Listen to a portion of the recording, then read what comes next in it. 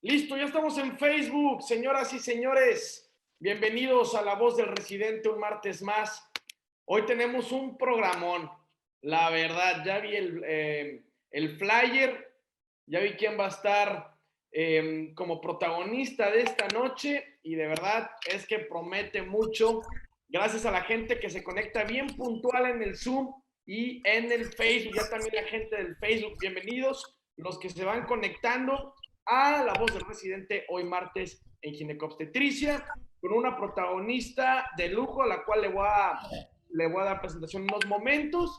Primero ya tenemos aquí al doctor Jorge Montalvo, nuestro mentor. Los saludo primero y en breve pasamos con la... Buenas noches. ¿Cómo está? Muy bien, muchas gracias. ¿Me puedes abrir la cámara?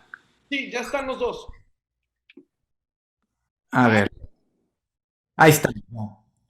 Perfecto, pues muy bien, muchas gracias. Buenas tardes, Tony. ¿Cómo estás? ¿Bien? Todo bien, todo bien. Y Por allá. quiero que usted presente a la protagonista de la noche de hoy, doctor Jorge. Pues, claro, eh, déjenme decirles nada más el porqué de esta sesión especial. Es algo que siempre, y nuestra protagonista, como dice Tony el día de hoy, es una experta acerca del tema. Es algo de las cosas que desafortunadamente durante la residencia nunca aprendemos.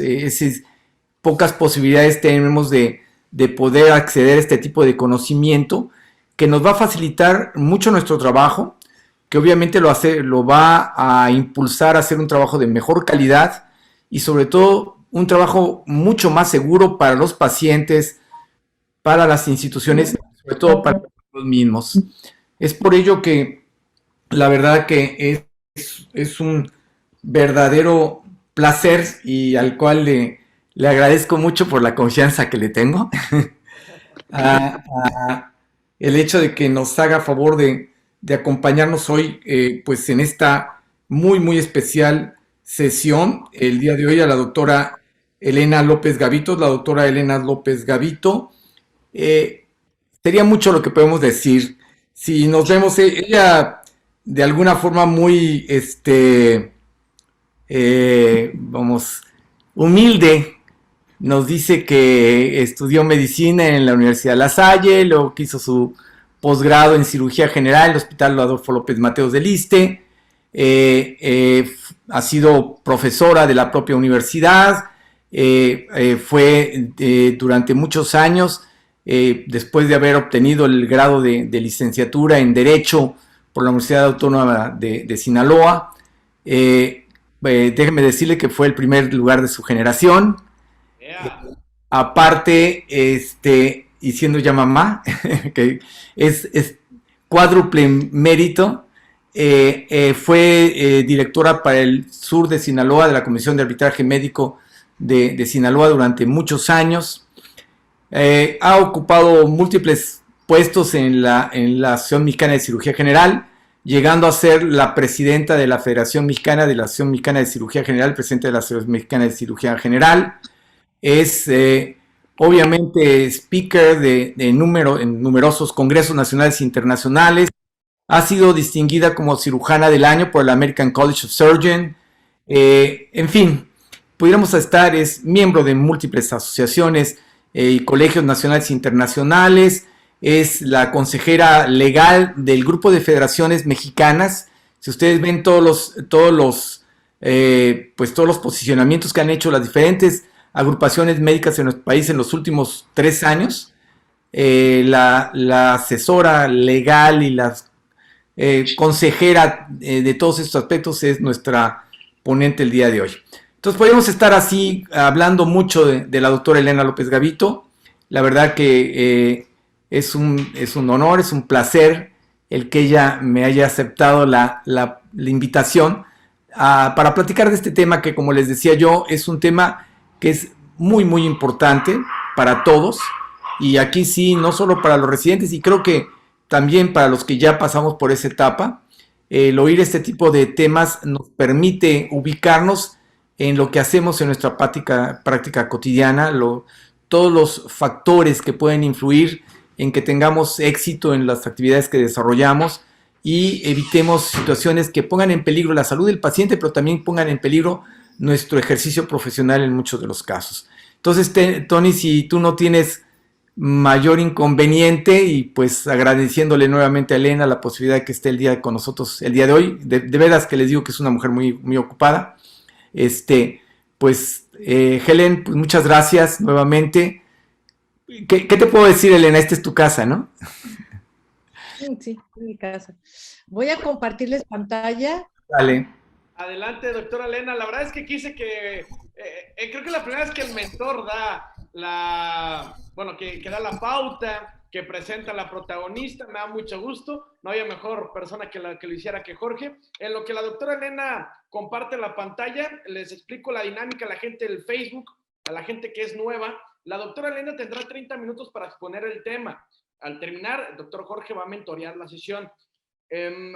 Posteriormente pasaremos a las preguntas y respuestas, donde los invitamos a que no se esperen al final, vayan complementando la charla, saludando y felicitando a la doctora Elena López Gavito, que la verdad nos sentimos muy halagados de tenerla ahora como protagonista. Hay que recordar a la gente que ella es la mentora de los viernes en cirugía general. Entonces, esto va a ser una bomba, esperemos lo disfruten los del Zoom como los del Facebook. Dando las 8 en punto horario del Centro de México, doctora Elena López Gavito, todos suyos.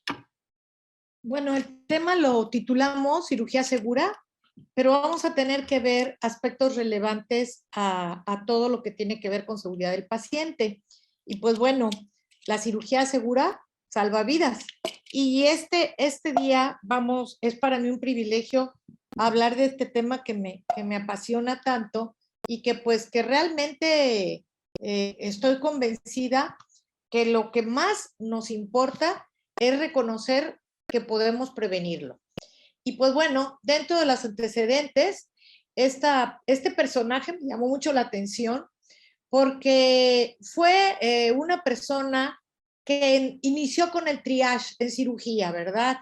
Sabemos que Florencia Nightingale hizo muchas cosas para prevenir infecciones, pero ella clasificó la vigilancia de los pacientes de acuerdo a su gravedad, hizo un control estricto en el posoperatorio y mejoró la alimentación como algo muy importante que hoy está de moda en el programa ERAS de recuperación rápida, y establece medidas de higiene que, como vamos a ver más adelante, por sí solas previenen infecciones. Y pues bueno, ella es María del Carmen Angelotti Mesa, llamada Duquesa de la Victoria. En Madrid y en varios lugares de España hay pinturas y algunas esculturas de ella, pero protagonizó la guerra del Rif en Marruecos y fue enviada por la reina Eugenia a Melillas, que era donde estaba la base militar, donde el hospital militar. Pero ella personalmente preparó a las chicas y se le considera de las mejores aportadoras de la Cruz Roja. Y pues bueno, dentro de estos antecedentes hay dos estudios, uno en el 84 de Harvard y uno en el 92 de Utah, Colorado, donde vemos que el 17% de los pacientes pueden morir por un evento adverso o por un error médico, que pueden presentar hasta en un 19% la reacción a medicamentos, 14% infecciones nosocomiales, pero principalmente en las áreas más afectadas, donde se realizan procedimientos diagnósticos quirúrgicos y en adultos mayores. Pero ¿cuál es la trascendencia del tema? Pues que los eventos adversos en un 58% los podemos prevenir. Y pues bueno, de este estudio de 15,000 egresos hospitalarios, se ve que también se presentan el 2.9% de los eventos adversos y coincide con el que es más de la mitad que pueden prevenirse, cursando con un 8.8% de mortalidad, pero lo más importante, estos incidentes cerca de 2/3 partes ocurren en las áreas quirúrgicas y pues el área de tocoquirúrgica y los quirófanos no es la excepción. Y pues bueno, preocupados por esto, esta publicación de Raros Humano construyó precisamente un sistema de salud más seguro en los Estados Unidos, tomando en cuenta que las cifras de muerte al año oscilaban entre 44,000 y 98,000 norteamericanos que tenían muerte secundario a una atención médica. Y pues bueno, ¿qué sería entonces la seguridad del paciente o la situación de seguridad en un paciente quirúrgico o ginecológico? Son determinadas acciones específicas que su objetivo es prevenir los riesgos y por tanto la probabilidad de que ocurran eventos adversos o un evento centinela menor. Desafortunadamente esta gráfica ya no está actualizada. Anteriormente se pensaba que estaba entre las 8 causas de muerte al año, y lo mismo coincide en Nueva Zelanda, en Australia y en otros países, además de los Estados Unidos. Aquí habla de que el error médico está por encima de las muertes por accidente y de cáncer de mama, ¿verdad? Por ejemplo. Y es preocupante porque dicen que ya anda cursando entre el tercero y cuarto lugar como etiología de la causa de la muerte, una equivocación o un evento adverso. Y pues vale la pena esta definición de evento adverso, que la Young Commission dice que es un daño resultado de la atención médica que no se refiere a las situaciones básicas o basales del paciente. Y este suceso puede dejar consecuencias perdurables, a veces negativas y a veces fatales. Y pues bueno, junto con estos dos conceptos, son los últimos dos conceptos que les voy a dar, el de evento centinela y lo que sería la cuasifalla. El evento centinela es un hecho que aparece, que tampoco está relacionado ni con la historia natural de la enfermedad y con el curso clínico, que produce la muerte y pone en riesgo la vida y deja secuelas. Y por lo tanto, condiciona un grave problema médico-legal cuando se produce, ¿verdad? Y no está relacionado con lo que podía pasar con un paciente obstétrico o con un paciente ginecológico, ¿verdad? De la historia natural. Y pues bueno, la cuasifalla, ¿qué sería? Pues una acción o omisión que pudo haber causado una situación adversa, pero afortunadamente no logró su objetivo de hacer daño. Por eso se llama cuasifalla o casi falla o cerca de la falla, ¿verdad? Y por eso debemos estudiar las cuasifallas, porque una cuasifalla y el error latente, si se encuentra, puede ocasionar más adelante lo que sería un evento adverso, incluso la muerte.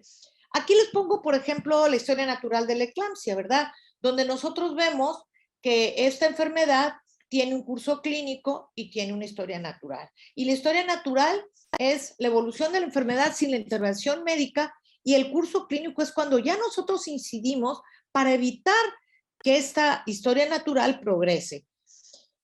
Algo que es alarmante es que la atención médica, las causas de muerte o las causas de gravedad, es una actividad peligrosa. Así lo fue reportado en una fundación de seguridad del paciente en Australia, por encima de lo que serían los accidentes de automóvil, el transporte aéreo y algunas situaciones como escalar en una montaña y saltar en un paracaídas. Entonces, el solo hecho de ingresar a un hospital es 20 veces mayor que un accidente de tráfico.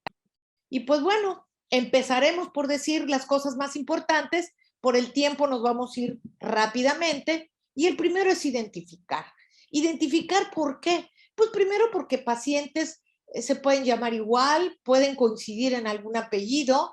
A veces en la sala de urgencia pueden haber dos Guadalupe López o Guadalupe Lizárraga, y estar en situaciones diferentes desde el punto de vista nosológico. Entonces, ¿a qué nos llama la identificación del paciente?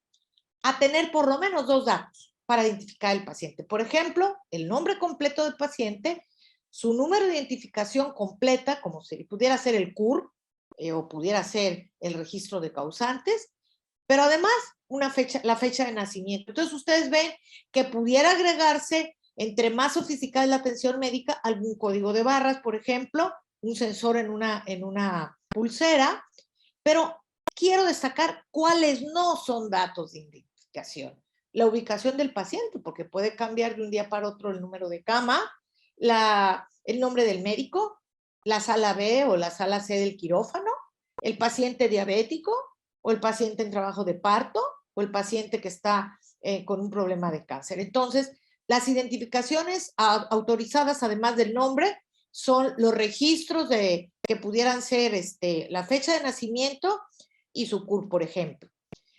¿En qué momento se debe implementar? Antes de cualquier atención médica, ¿verdad? Cuando se administra un medicamento, cuando se inicia una infusión, por ejemplo, de oxitocina o de algún uteroinhibidor, se debe verificar que sea la paciente correcta. Cuando son uso de hemocomponentes o transfusión, la norma oficial de la transfusión amerita un especial cuidado en qué estamos transfundiendo para evitar un problema de reacción, al igual que todos los procedimientos que impliquen un riesgo.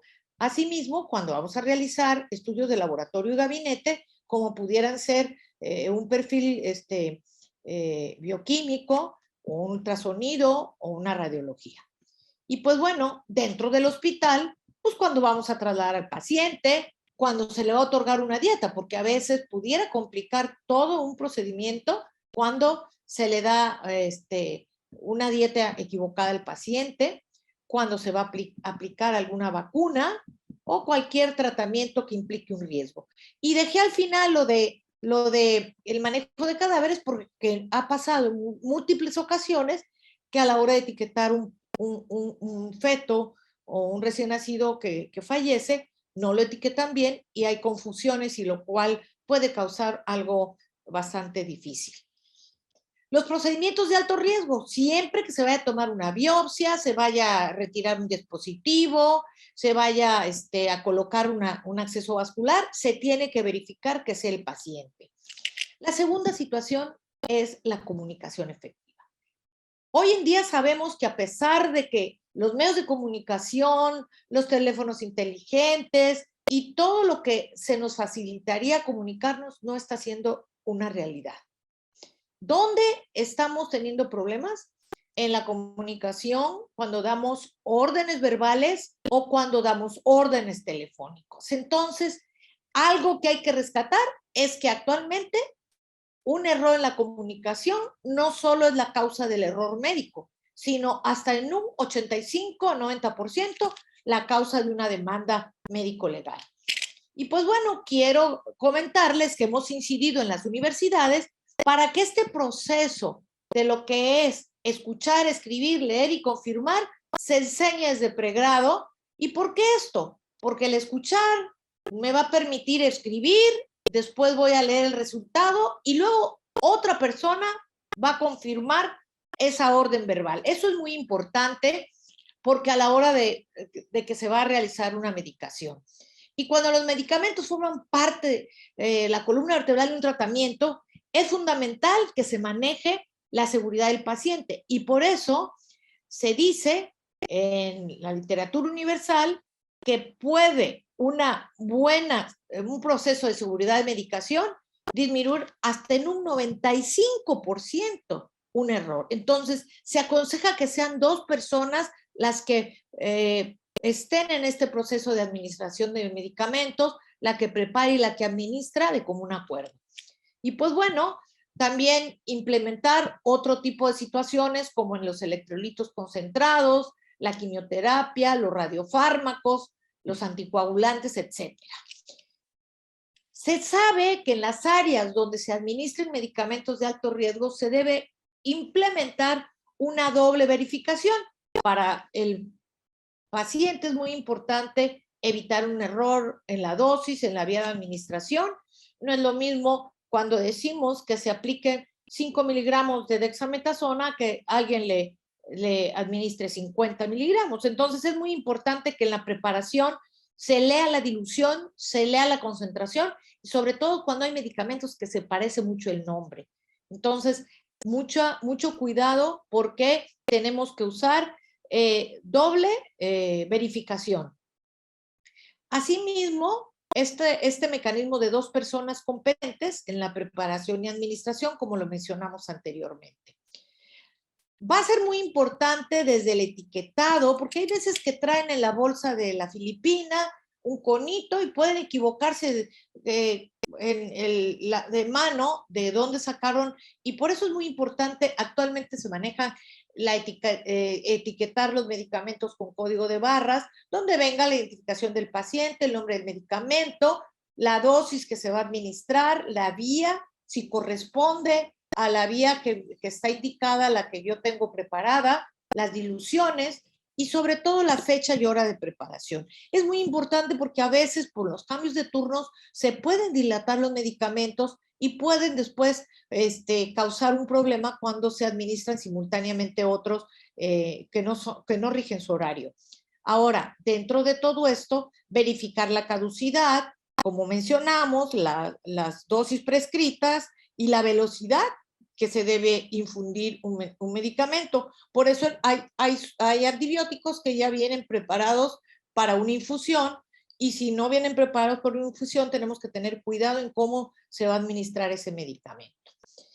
Para el tema de la verificación y el tema central de esta, ya llegamos al corazón de lo que va a ser la plática de hoy, que es la lista de verificación, les voy a dejar una demotecnia que precisamente el doctor Tomás Santamaría publicó en la revista de Cirugía Española hace algunos años, pero con esta mnemotecnia que dice CALPE, nos va a dejar mucha enseñanza este día, como sería en lo que se refiere a la lista de verificación de la cirugía segura, el consentimiento informado, donde se precise dónde se encuentra el área a intervenir, qué enfermedades concomitantes tiene, si tiene alergias, y el procedimiento a realizar.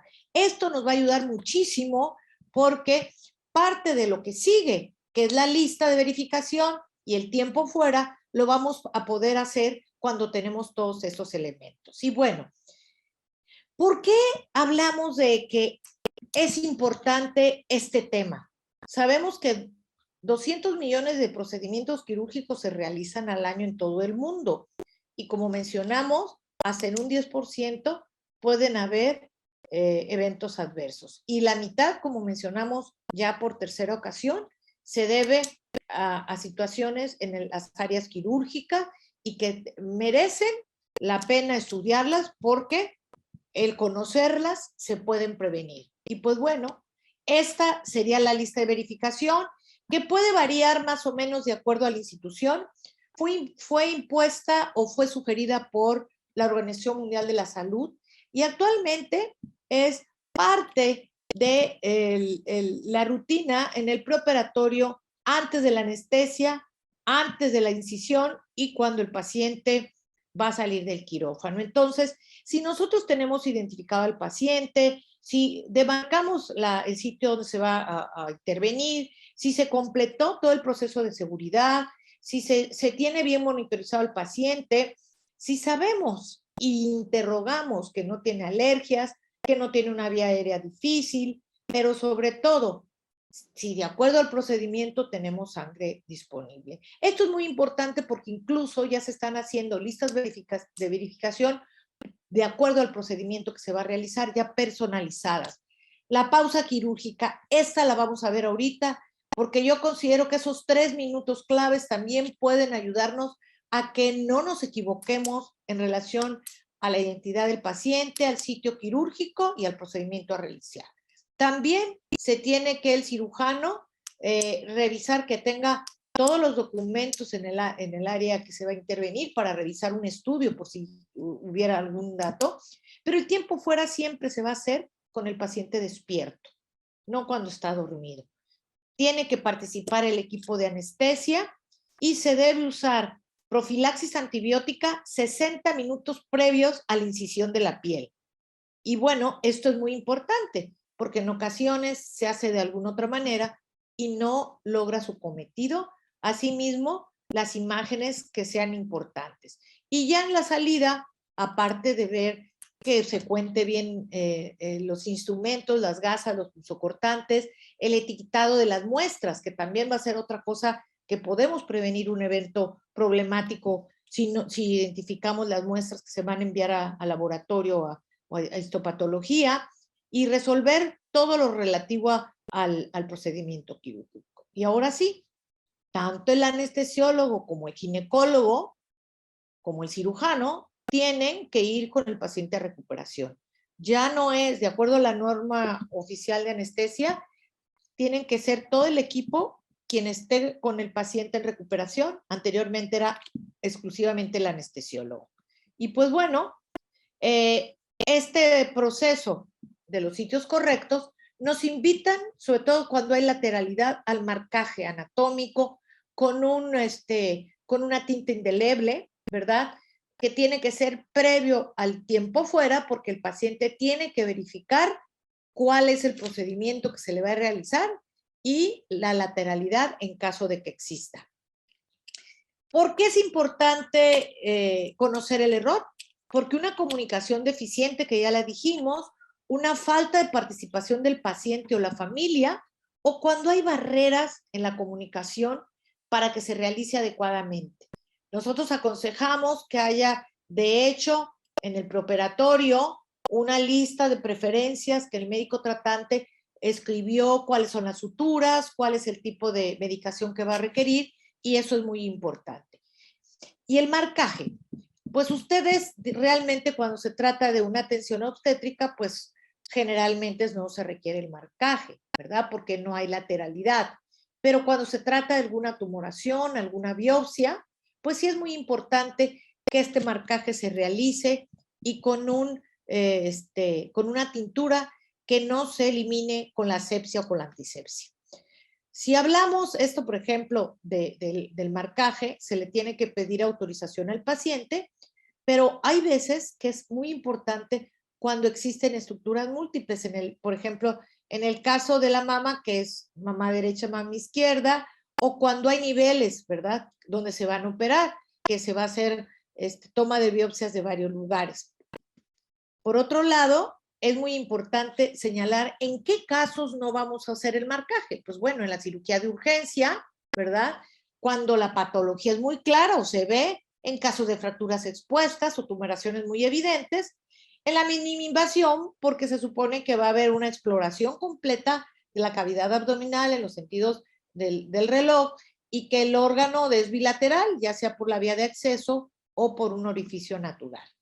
Y pues bueno, ¿debe omitirse cuándo? Pues cuando se trata de un prematuro, cuando se trata de mucosas que es imposible marcar, o cuando el paciente se niega a que le marquen la piel, porque puede ser que el paciente diga, no, no me marque. Entonces tenemos que usar algo que nos permita un marcaje, como pudiera ser nada más recargar pues un pulso cortante para marcar el sitio.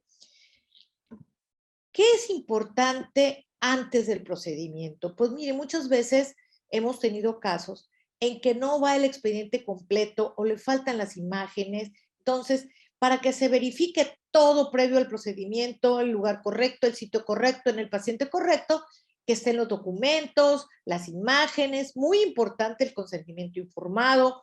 Cuando se trata del control definitivo de la fertilidad, debe estar signado por lo menos antes del ingreso del paciente, no puede firmarse antes de la cirugía, como algunas veces se acostumbra, sobre todo en las instituciones, estudios relevantes que se requiera, la presencia y funcionamiento adecuado de los equipos, se deben revisar, pues que estén funcionando adecuadamente, y ya mencionamos el marcaje, si existen alergias y si hay riesgo de sangrado, contar dentro del área quirúrgica ya con la sangre lista para ser transfundida. Nosotros hicimos este trabajo hace algunos años aquí en Mazatlán y nos dimos cuenta que la simple implementación de la lista de verificación nos van a permitir disminuir en un porcentaje bastante alto la probabilidad de un evento adverso. Entonces, esto no nos cuesta nada hacerlo, pero implementarlo a veces es difícil. Se considera un mito porque la enfermera solo palomea y no se verifica realmente que este checklist se haga adecuadamente. Y el tiempo fuera, como mencionamos, es la confirmación, información previa al inicio de todo el equipo quirúrgico. Debe estar presente la enfermera, la instrumentista, la circulante, el anestesiólogo, el pediatra, el médico tratante, y pues participar directamente la familia, ¿verdad? este tiempo fuera debemos hacerlo. Y pues bueno, en ginecología es muy importante, previo al manejo, que existan los medicamentos que vamos a requerir, las suturas, los insumos, sangre disponible y el consentimiento informado. Asimismo, en la obstetricia, que sepa la paciente esté bien informada, qué requerimientos especiales están, no iniciar el procedimiento obstétrico si no está el pediatra, el anestesiólogo, que estén en la sala los oxitóxicos, los hemoderivados y que sine qua non se realice el partograma si se trata de atención obstétrica bajo parto. ¿Por qué razón? Porque se considera un nivel de evidencia realizar el partograma y de acuerdo a la norma oficial de la atención del parto, el puerperio recién nacido, lo menciona como una obligatoriedad.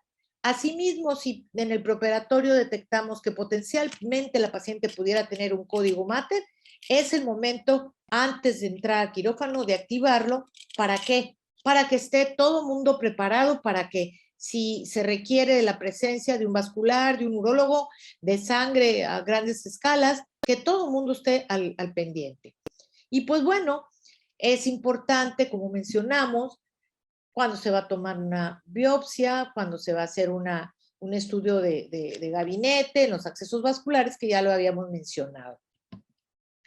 Llegamos a la quinta meta, que es también la quinta acción de seguridad que vamos a comentar más adelante, qué pasó con las 6 metas, que ahora son 8 acciones de seguridad, que aquí se innovó al hablar de higiene de manos. No es nada más el agua y jabón, sino que la OMS desde hace varios años implementó que la higiene de manos se realizara después de un lavado gentil con una solución que tuviera clorexidina y alcohol. Y este programa incluye la educación para toda la población, incluyendo familiares, personal visitante, y se tienen que monitorizar y evaluar en qué momentos nos tenemos que lavar las manos, antes y después de ver a cada paciente, antes y después de ir al baño, y antes de los alimentos. Pero aquí lo importante de esta higiene de manos va a ser que realmente lo hagamos, porque el médico se convierte en un vector al llevar infecciones de un paciente a otro, y pues ya parte de la evolución de la obstetricia fue precisamente prevenir a través de una buena higiene de manos lo que era en aquella época la fiebre puerperal. Aquí están los 5 momentos en que se considera importante hacer la higiene de manos: antes de tener contacto con el paciente, antes de hacer cualquier tarea con el paciente, después de exponernos a alguna exposición de líquidos corporales, después de contacto con el paciente y después del entorno con otro paciente. Y pues bueno, en este artículo se puntualiza mucho el hecho de agregar como un modelo de antimicrobiano para la prevención de infecciones en todo lo que se refiere al preoperatorio. La sexta meta de seguridad, que es la sexta también acción obligatoria, es cuidado con las caídas. Hemos conocido de gente conocida, gente cercana, que no murió del procedimiento al que se sometió, sino por una caída, ¿verdad? Entonces, desde su ingreso se deben identificar las áreas donde debe estar el paciente correctamente vigilado y calificar cuáles son los pacientes potencialmente que puedan tener riesgo de caídas, y debemos definir, de acuerdo a la organización, quién es el responsable para evaluar esto y las medidas que se tienen que aplicar. Yo este día lo festejé, el 8 de septiembre del 2017. ¿Por qué? Porque estas acciones que anteriormente estaban a libre albedrío de las personas, de acuerdo a esta publicación, a este decreto, existe la obligatoriedad de todo el sistema de salud de implementarlo. Y ustedes no son la excepción. Entonces, ya se considera que estamos fallando, ¿verdad?, al derecho humano a la protección de la salud si nosotros no hacemos estas acciones esenciales de seguridad del paciente. Y a partir de esta fecha se adicionaron 2 medidas más. Las 7, que es identificar las cuasi fallas y los posibles errores, tratando de implementar procesos de reconocer las cuasi fallas y al personal tener la prevención de poderlas identificar y notificarlas de inmediato para que estas no vuelvan a ocurrir. Asimismo, lo que es la causa raíz de los eventos centinelas y adversos. Siempre que un evento pase, independientemente de que la gente lo quiere ocultar, es el momento de ir a analizar en qué fallamos, porque esta medida de seguridad que se implementó es muy importante, ¿verdad? Porque no se trata de castigar a nadie, se trata de aprender de ese error, y eso es muy importante para evitar las pasifallas. Y la octava medida de seguridad es precisamente qué quedó pendiente con ese paciente. ¿Cómo vamos a auditar nuestra atención médica? ¿Qué cuestionario podemos hacer para ver si se está haciendo adecuadamente la cultura de la seguridad? ¿Y cómo lo vamos a medir? ¿Verdad? Por lo menos una vez al año, cada 3 meses, cada 6 meses, etcétera. ¿En qué documentos médicos nos vamos a basar para evaluar la calidad de la atención médica?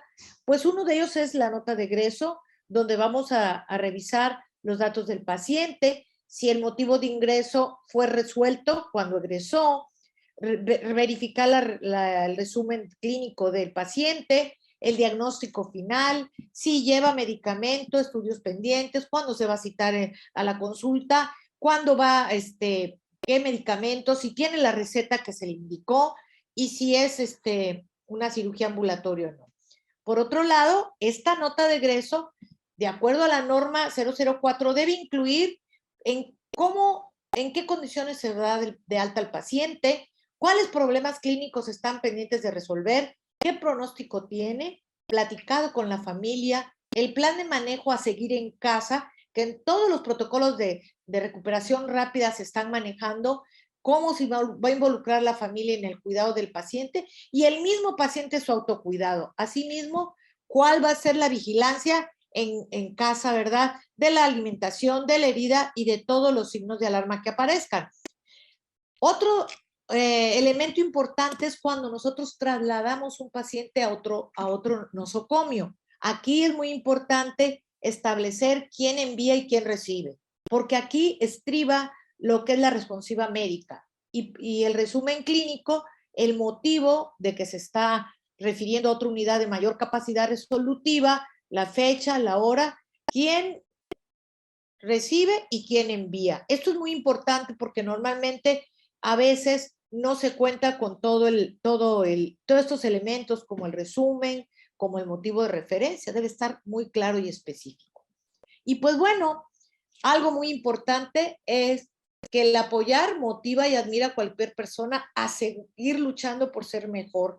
Y creo que todos nosotros que no queremos estar en una situación de que nos pase algo al ingresar a un hospital. Si sabemos que otra manera de prevenirlo es manejar la recuperación rápida, que el paciente se vaya antes a su casa, que no los dejen hospitalizados muchos días y que el ayuno no sea prolongado. Y hemos visto mucho avance en el manejo del paciente. ¿Con qué objeto? Pues de que se exponga menos a la infección de bacterias nosocomiales. Y pues con esto voy a dejar de compartir para proceder a la participación de ustedes. Estoy abierta a los comentarios y pues bueno, esto vamos a verlo el día de hoy. Bueno, doctora Elena, pues muchas gracias, como siempre, Helen. La verdad que bien. Mientras comenzamos a ver algunas preguntas, yo sí quisiera preguntarte, creo que las gentes que nos hacen favor de acompañarnos pudieran tener. Tú hablabas de la historia natural de la enfermedad y del curso clínico. Generalmente nos apoyamos cuando hablamos de historias naturales, es que es así el padecimiento, pero ya cuando le metimos mano, ya cambió el concepto, ¿no? Ya es el curso clínico, sí. O sea, si por ejemplo se trata de un padecimiento, que nosotros sabemos qué pasaría de esa historia si el médico no interviene o si la paciente no va a atenderse. Entonces, en el caso, por ejemplo, de una infección, de una sepsis, pues el último paso es la muerte, si no incidimos oportunamente en el momento dorado a tratar de controlar el foco infeccioso. Y por otro lado, podemos ver el curso clínico, que es la oportunidad que tuvimos de incidir para que esa historia natural, interrumpir ese curso, esa historia, para que no avance del horizonte clínico. Por eso es que la prevención es una etapa, la fase prodrómica, y ahí vemos, por ejemplo, un ejemplo que yo puse que era la eclampsia, oportunamente tener esos datos de alarma para evitar que el paciente la paciente se complique. Entonces, ¿qué podemos hacer para diagnosticarla precozmente? ¿Qué medicamentos le voy a dar? ¿Para qué? Para modificar la historia natural y así el curso clínico. Sí, esto me lleva a lo siguiente, Elena. En el momento que conocemos la historia natural de la enfermedad, muchas de estas van a terminar, como dices tú, de manera fatal. Pero a la hora que le metemos mano, aquí es bien importante todo lo que nos decían, y por eso quería yo llegar a esto, donde la información, cómo se guarda esa información acerca de lo que hicimos como objeto para modificar la historia natural de la enfermedad, y cómo las acciones que vamos realizando con todo el equipo médico, llámese especialistas, residentes, internos, enfermeras, paramédicos, etcétera, etcétera, va a impactar favorable, pero también puede impactar negativamente el curso clínico, el comportamiento de esa enfermedad. ¿Qué tan importante es todo esto en relación al expediente clínico? Porque luego vemos expedientes clínicos que, como dirían en mis tiempos, están hechas con las patas, ¿no? Bueno, aquí algo muy importante y trascendente es precisamente uno de los criterios de la Suprema Corte de Justicia de la Nación establece que el expediente clínico va a permitir el enlace del tratamiento. Y si nosotros no registramos nuestras acciones, pues puede ser que se vaya retardando la atención. Si yo precozmente no vi la proteinuria, yo precozmente no vi la falla renal, ¿verdad? Porque a veces nos engañamos con una fase poliúrica y pensamos que está jalando el riñón, pero no es así. O no detecté oportunamente las alteraciones de las enzimas hepáticas y pues ya me presento ya en un gel porque no lo hice ahí, porque no tuve la oportunidad de registrarlo. A mí me encantan las enfermeras porque ellas escriben y muchas veces yo voy a leer la nota de enfermería porque ahí menciona algunos datos que muchas veces como médicos no lo registramos. Pero bueno, obligatoriamente en una nota debe decir, pues obviamente la edad, el sexo, los signos vitales, la exploración física, mi plan terapéutico y mi pronóstico. Si me falla cualquiera de estos, ya no estoy siguiendo, porque el plan terapéutico debe ir acorde a la evolución del paciente. No podemos poner ni mismas indicaciones ni mismo plan, porque no sabemos si está respondiendo, qué medicamento le estamos dando y cuáles serían los datos clínicos que a mí me hablarían de una buena evolución del paciente. Entonces, aquí en este caso, pues se controló la presión arterial, por ejemplo, o mejoró la función renal. Entonces, estos parámetros yo los tengo que tener registrados tanto en los estudios de laboratorio como en el comentario que voy a hacer en la nota. La nota operatoria, si a mí me sangró el paciente y si no encontré hemoderivados a pesar de que yo lo solicité o no tengo la sutura adecuada, yo en donde dice esa parte de la nota operatoria, yo lo debo registrar los faltantes. Y así lo establece la norma oficial mexicana del expediente clínico. Porque entonces, ¿quién es el encargado de que estén los insumos? En el medio institucional, pues es la institución.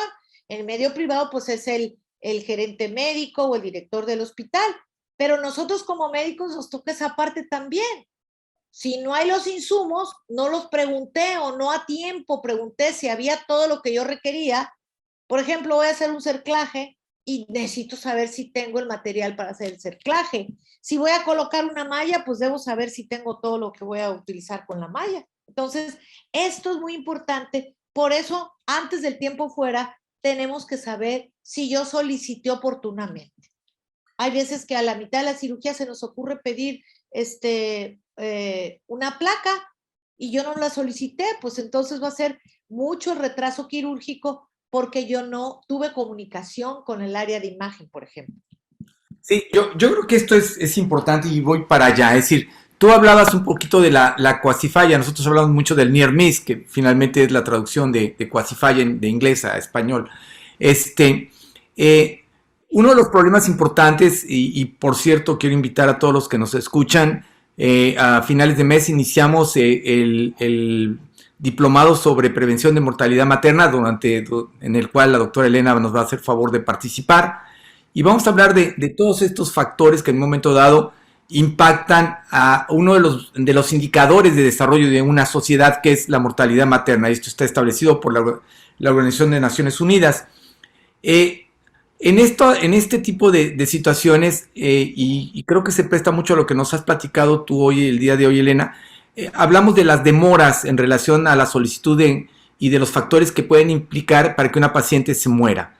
Y hablamos algunas hablan de 4 hasta 5 demoras, es desde la identificación por la propia paciente, del daño que puede estar sufriendo, la comunicación con la familia para su traslado oportuno y adecuado, la llegada al hospital para en un momento dado ser atendida en el área adecuada, con los recursos adecuados, y la cuarta, pues las condiciones para poder resolver todo esto. Todas estas demoras hablan de una quinta demora, y esta quinta demora tiene que ver con la comunicación. Y esto impactaría mucho en lo que tú dices. Pero hablando del near miss, antes en todos los hospitales hay los comités de mortalidad materna, y últimamente se han integrado a los comités de mortalidad materna. Estos comités le llamamos de morbilidad materna extrema. Estas pacientes near miss, como dices tú, en las cuales por X razón la paciente se puso muy mal y por X razón no se murió. Esto es el hecho de que qué hicimos mal o qué no hicimos oportunamente para que esa paciente llegara a estar en una situación donde se pudo haber muerto ella y su hijo, o los dos. Y qué pasó, que en un momento dado, qué cosas hicimos. ¿O qué hicimos bien? ¿O qué hicimos bien para que no se muriera? Que no se muriera. Pero generalmente aprendemos más de lo que no hicimos para llegar a hacer, es decir, no esperar a tener que llegar a que la paciente se ponga tan mal para entonces comenzar a echar a andar. Tú hablas un poco del código Mater. Y esto, supuestamente, todos los hospitales donde se atienden partos, tendría que haber efectivamente un código Mater, y además estarlo haciendo simulacros, ensayos, todo esto así. Desafortunadamente, y también tú decías esto, muchas veces queda en papel. Yo creo que ahí las acciones de los residentes se vuelven determinantes. ¿Por qué? Porque ellos van a ser los primeros que van a enfrentar este tipo de situaciones, porque son los que... Qué bueno que me lo dices, porque mira, la diferencia de un residente es que un residente ya es un médico, ya tiene una cédula. En los congresos nacionales e internacionales ha sido distinguida como cirujana del año por la... A ver, está metiendo, tiene algo de ruido. Bueno, lo que les quiero decir es que un residente, a medida que progresa su residencia, va siendo más responsable de sus actos. No quiere decir que tenga toda la responsabilidad, pero sí el que pueda detectar, como tú dices, situaciones de peligro de la paciente a tiempo, y tanto en la Ley Federal del Trabajo como en la norma oficial de las residencias médicas establece que es responsable de acuerdo a su grado de preparación.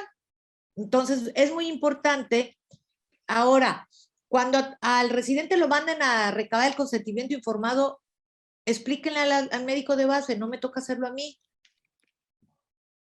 Yo le puedo ayudar, pero el que lo debe firmar es el médico tratante, porque son médicos en formación que de alguna manera requieren el soporte del resto del grupo médico. Ahora, si está solo, pues tiene que iniciar todas las medidas, incluyendo el activar el código, o incluyendo en cruzar la sangre, en que pueda oportunamente en esa visita médica ser objetivo y ver, por ejemplo, en el posoperatorio inmediato, cuánto orinó en la primera hora, que pudiera ser un signo importantísimo. A ver cómo está orinando en la primera hora, cómo están sus signos vitales, pero no que esa paciente se vaya a agravar porque yo no lo hice. Hay un dato de alarma más cuando la paciente no se puede comunicar. Si es sordomuda o si habla otro idioma, entonces esto puede causar por sí solo un error, porque puede ya estar pidiendo ayuda y no le entendemos, o puede ser que el hecho de que sea sordomuda no pusieron ahí un dato de alarma y el resto de la gente no sabe que se siente muy mal y no está el timbre para activar también la llamada. Entonces, han fallecido pacientes de muerte materna por sangrado porque no pudieron activar precisamente todos estos signos de alarma. Fíjate, rápidamente, yo acabo de ver un caso, ahorita que estás diciendo eso, que llegó a mí de rebote porque me explicó, de una paciente precisamente sordomuda, y la tragedia de esta paciente sordomuda, ella lee los labios, pero ¿cuál es el problema ahorita? Pues que no puede leer los labios, todo el mundo trae la cara tapada, entonces no puede leer, entonces la comunicación fue ella de estar tratando de alguna forma de comunicarse y nadie le entendía hasta que se complicó. Pero bueno, hay algo que creo que es bien importante en relación también a esto que tú dices, la documentación. Es decir, yo creo que les debe de quedar muy claro a nuestros residentes de que finalmente ellos tienen responsabilidad legal ya. Antes yo me acuerdo cuando estábamos haciendo la residencia se decía, no, son médicos en etapa de adiestramiento y eso como que te quitaba el golpe, ¿no? De alguna forma. Ahora eso ya no existe. Y muchas gentes estuve yo platicando y por eso parte del motivo de esta conferencia el día de hoy, sigue pensando en que el residente, pues total, él no tiene bronca, ¿no? Es decir, y esto creo que es algo que tenemos que cambiar y hacer conciencia de que no solo sí puedo tener un problema, sino que en un momento dado tengo que generar las acciones adecuadas, como tú nos has mencionado el día de hoy, de evitar complicaciones y eventos adversos que en un momento dado pongan en peligro no solo la vida del paciente, sino también mi integridad personal y profesional, ¿no? Entonces, aquí es muy, y yo quisiera que insistieras tú en esto del llenado de documentos. Primero ya nos dijiste un poquito del consentimiento informado.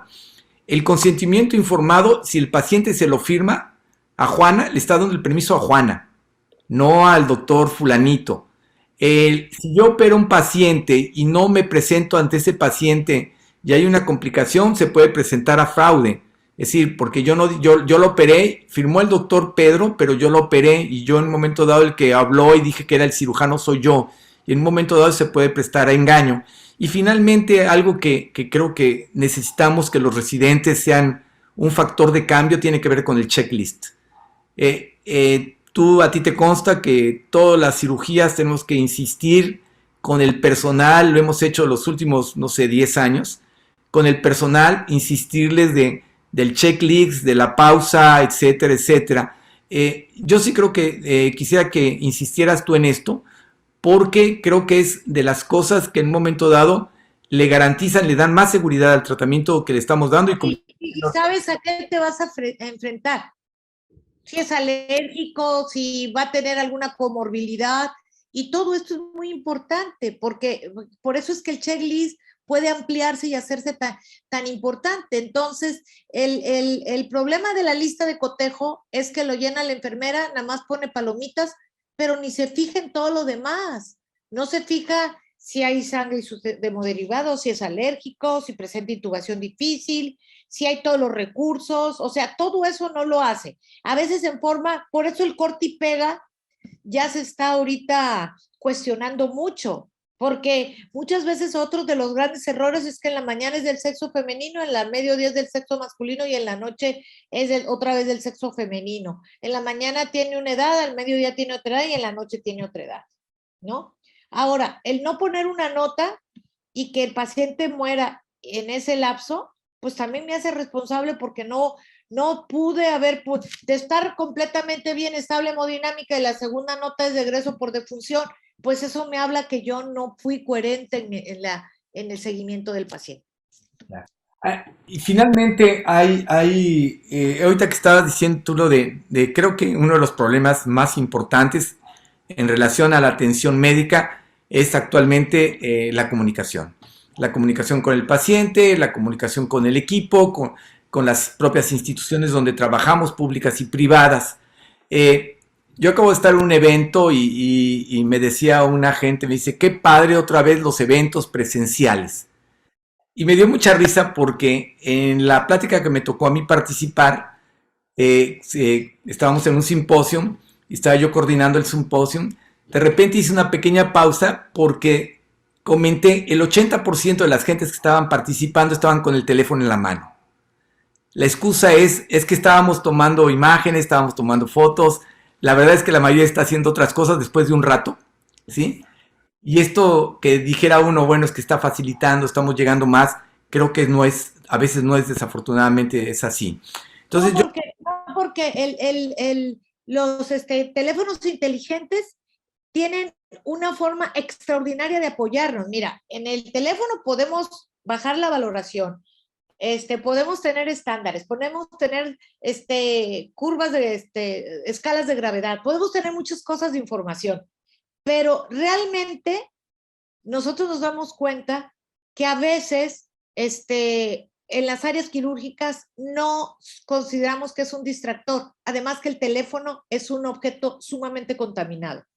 Hay más colonias de enterobacterias que el propio excusado, a veces, el teléfono. Entonces, el problema es cuando usamos el mal uso, ¿verdad? Y si a eso le agregas que estemos tomando fotos inadecuadas del paciente sin el permiso del paciente o videos del paciente sin su permiso, pues ya también genera alguna cosa. Yo iba a terminar con algo de un marco jurídico, pero pues yo los invito a que tomen estos cursos de legislación que estamos dando y que se preparen y que cualquier duda que tengan, pues, pues estamos para servirles. A mí me gustaría invitarlos a que me sigan en las redes sociales y pues en Face, en Instagram y en Twitter estoy como E. López Gavito. Y pues ahí publicamos muchas cosas que son interesantes, pero además si tienen alguna duda, con mucho gusto estamos para servirles. Y pues les agradezco mucho su atención el día de hoy y creo yo que... mira, antes de que te vayas, una última cosa, quiero que insistir en el checklist la importancia de la comunicación en ASA. Esta comunicación que tú decías de escribir, preguntar, repetir, es una de las cosas que nos hemos dado cuenta de que si lo hacemos así, realmente la gente se pone las pilas y coopera, ¿no? El decir que le digas al anestesiólogo, tienes todo, y que te repita el anestesiólogo, sí, tengo el ocitóxico, tengo el analgésico, tengo el etcétera, etcétera, la instrumentista, ¿no? La circulante, el pediatra.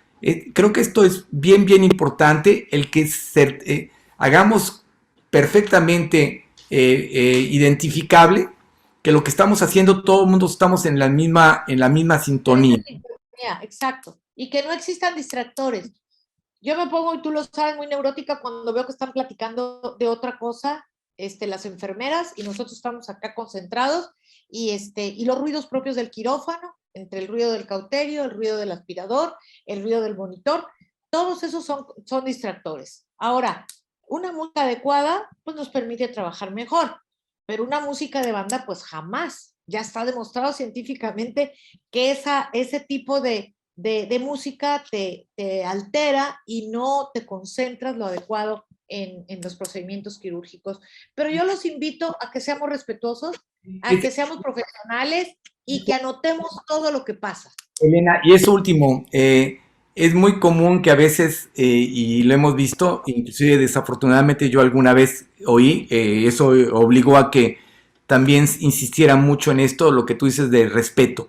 Una paciente se quejó porque el anestesiólogo y una de las enfermeras estaban echando relajo en la sala, y ella sintió que no se le estaba dando la importancia a una situación que afortunadamente estaba todo muy bien controlado, estábamos todos muy relajados, pero ella lo percibió como falta de interés, falta de cuidado, y eso es bien importante. Cuando nosotros hacemos un procedimiento, cualquiera que sea, tenemos que dejar en la mente de nuestra paciente y de las gentes con las que trabajan con nosotros la importancia, la trascendencia que tiene ese procedimiento, no solo en la salud del paciente, sino en la imagen, el profesionalismo y en la tranquilidad y la seguridad de que estamos haciendo las cosas correctamente.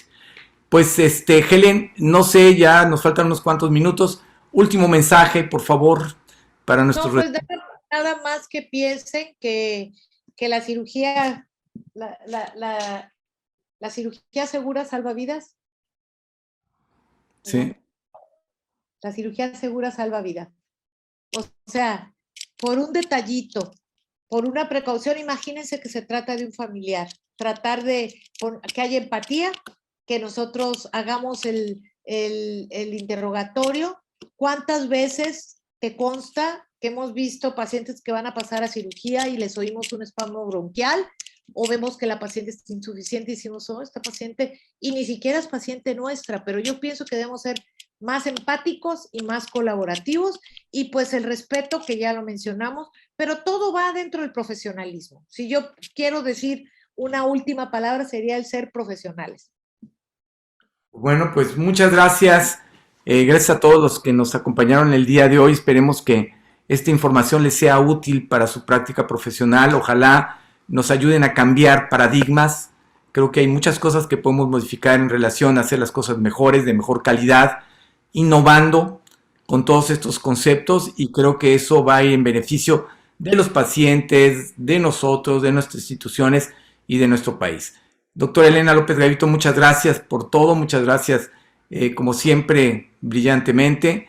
Tony, pues también, pues, darle las gracias a Tony y a todos ustedes por la oportunidad que tenemos, y esperemos que la próxima semana, dentro de 8 días, estemos platicando de algún otro tema interesante que les permita a ustedes seguir creciendo como especialistas. Son el futuro de la especialidad, y estamos pues convencidos de que en la medida en que todos aprendemos, nos capacitamos más, seguramente vamos a tener mejores resultados, más éxitos, y obviamente podemos cumplir con esa vocación que nos hemos establecido de ayudar a la salud de nuestro país, de nuestras mujeres.